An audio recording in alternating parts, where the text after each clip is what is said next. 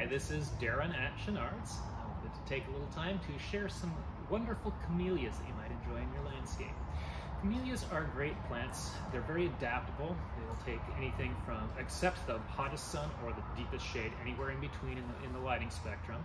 A very adaptable plant that is less thirsty than a rhodea or azalea and also less insect prone. So here we have a collection of fall and winter blooming camellias. One of the greatest things about camellias is the variety of bloom times available. Of course, there are a lot of very traditional varieties out there, Setsugika, the big white here, or classic red Yuletide, that are nice big camellias and have a long track record. But there's also a whole batch of very new varieties on the marketplace that bring a lot of different interest to the group of camellias. The October Magic section includes some interesting colors and some pale pinks.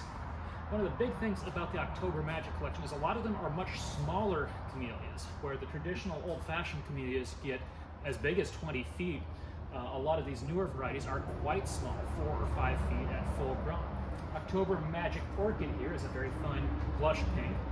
October Magic Ruby brings the classic red tones of the winter camellias on a much smaller scale of bush. Some really fun new stuff out there are in the hybrids that are not straight winter camellias, but are crossbreeds. Yumi here is another apple blossomy colored camellia. Each flower has a slightly different color in the pale pinks to whites.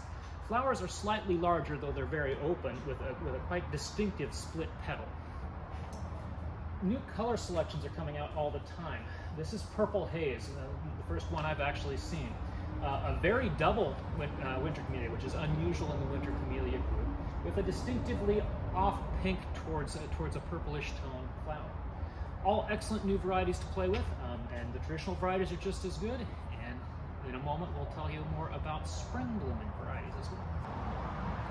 While the winter blooming camellias provide interest in a critical season, there's a lot of other seasons available for camellia bloom. A lot of the very early blooming spring hybrids transition the hip season between the winter bloomers and the full spring bloomers.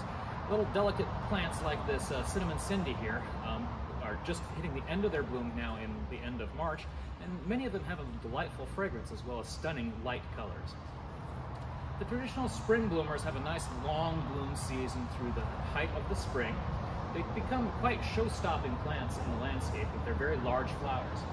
Like all camellias, they come in a range of colors: whites, reds, pinks, and yellows. Be aware that your yellows are definitely more of a buff or a cream than an intense yellow. And the stunning size and display of these large flowers can really make a huge difference in your landscape. And they will continue to bloom on some of these varieties as late as May.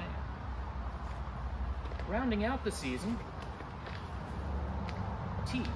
This is the same plant that you get white or green or black or oolong teas from, and it has small white flowers for its ornamental component in the August to October range, so branching out the end of the season, giving you camellias that can be in bloom anytime between fall and early summer, with only a gap in the hottest part of summer with none in flower.